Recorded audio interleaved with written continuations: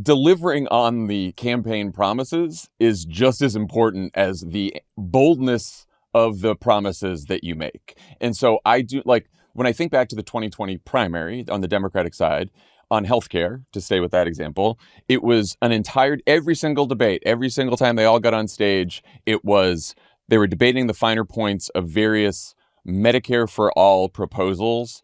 And if you didn't have Bernie's, you had to explain why you were lesser than Bernie and why you weren't as committed to healthcare as Bernie was. Everyone on that stage knew, including Bernie probably, that you're never going to pass just a clean Medicare for all.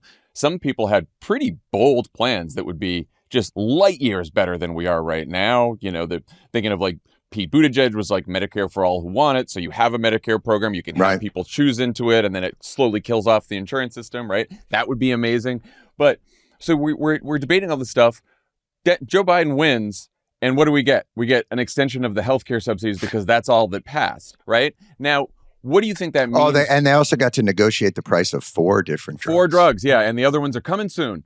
You won't believe it. And so do you think, like, what do you think that does to all the voters who were thinking, oh, we had this big debate about healthcare and then we win in 2020. So there's going to be real change coming. Like, I'm pretty excited about this. And I think the Mamdani point is instructive here, which is, Mamdani's success is going to like completely hinge on whether he delivers the promises that he made. That sounds obvious, but like if he can't do free buses, if he can't freeze the rent, then it's not like, you know, people's fears are like, oh, he's a, you know, Muslim socialist who's going to, you know, institute Sharia law. No, the real fear is that he just doesn't manage the city well and doesn't deliver on his promises. And so therefore it deepens cynicism and it makes people less likely to participate in politics. And so I do think that our ability to deliver on the promises we make has to be as important as the promises themselves. And so you need a path, a realistic path to get where you say you want to go. And a coherence to it.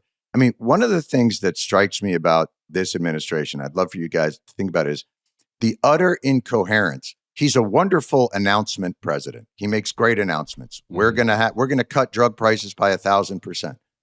He never actually follows up on it. China is going to buy more of our farmer soybeans than in the history of soybeans. We may have to plow over Omaha to plant more soybeans because of how much China's going to buy. And then they don't. And then Caroline Levitt goes out and says, under Biden, China didn't purchase any soybeans. Just a flat out fucking lie. They actually purchased more than they're purchasing now. Does coherence... There has to be a price for incoherence.